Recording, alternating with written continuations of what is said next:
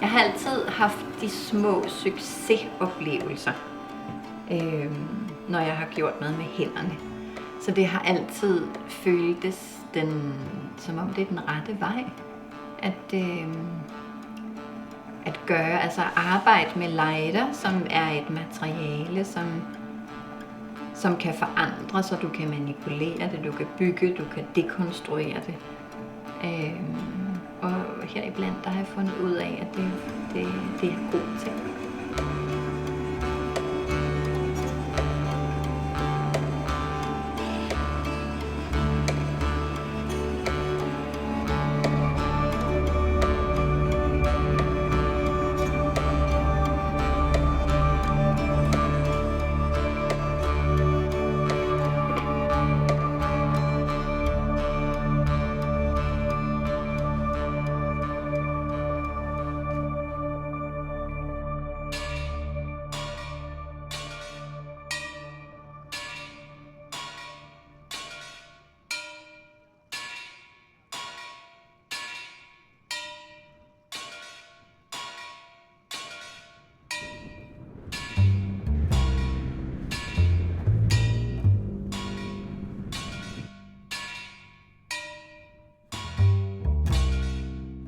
Sådan som jeg arbejder, en glasur består af 3 hovedkomponenter.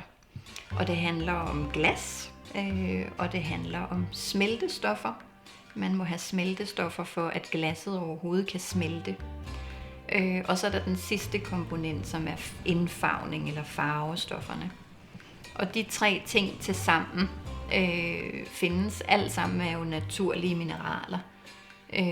Og det findes alt sammen ude på fjeldet. Og det mit arbejde består i, det er at gå ud og så finde de mineraler, som jeg kan indarbejde i mine glasurer, og som jeg kan få til at smelte til en smuk masse og skabe fine overflader.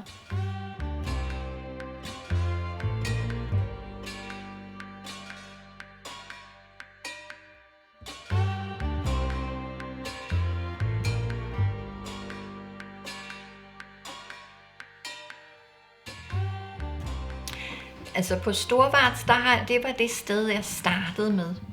Og der har jeg lavet ganske mange prøver og taget mange små jordprøver. Storvarts har et kæmpe depot af jern. For mig som keramiker, der er det her et paradis, fordi det ligger serveret på et fad. Hele den gruveindustri, som har været der til allersidst, rensningsprocessen, når man har skilt kobber fra kobbermalmen, så er der kommet et restmateriale, som er svovl og som er jern, og det har man kastet ud, for det skulle man ikke bruge, og det ligger frit som en slamdam, hedder det, som egentlig er en forurening, men som for mig er meget værdifuld. Det er lige præcis det, jeg ønsker i mine glasurer. Det er både farve, og det er smelt, og det er tekstur.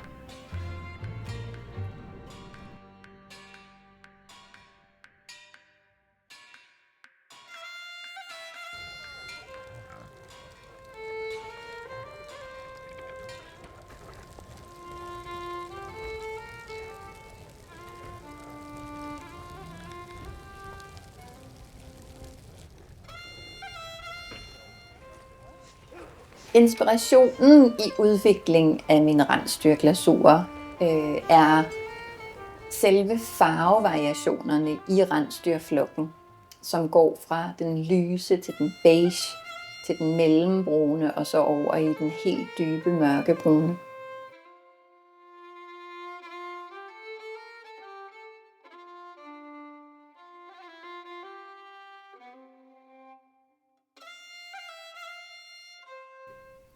det at gå ud og samle røresmaterialer, det skaber en enorm forbindelse til det, jeg bruger.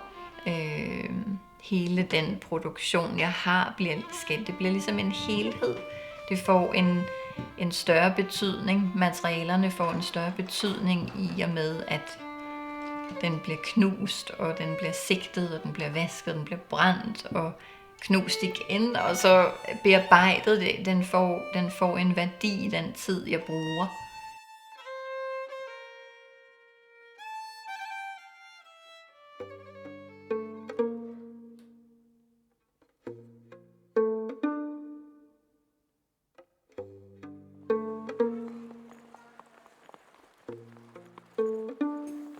Heidi, som er køkkenchef inde på Credo, og jeg, vi har startet et samarbejde, som handler om restaffaldet, brug af restaffaldet fra køkkenet. And how I work at Røres is walking out on the mountains, and I collect rocks and I grind them and I use them for my glazes. Og fra dem, der får jeg rensdyrben, koben, sjökrabseskaller, æggeskaller og meget mere. Og det tager jeg med hjem i værkstedet og bearbejder, og så bruger jeg dem i min glasur.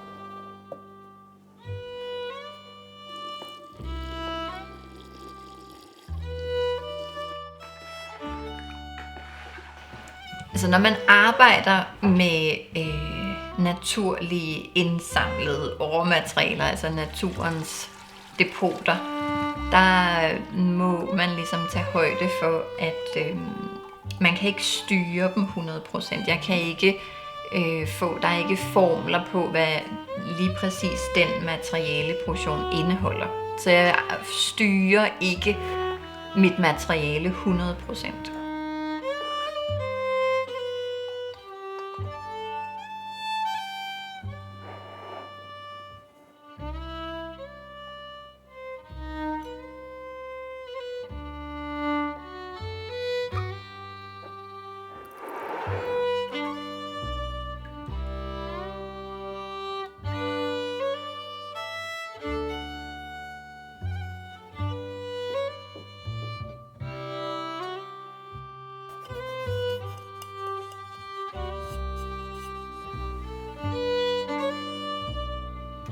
At jeg som håndværker for eksempel på drejeskiven styrer en form.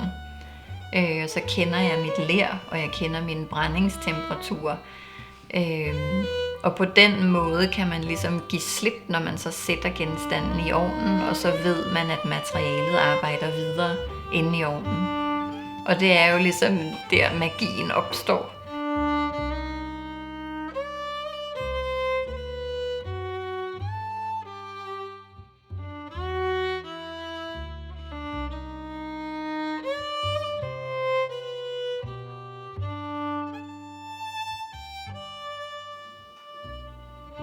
Det, som driver mit arbejde i dag, det er helt sikkert en stor nysgerrighed til materialer.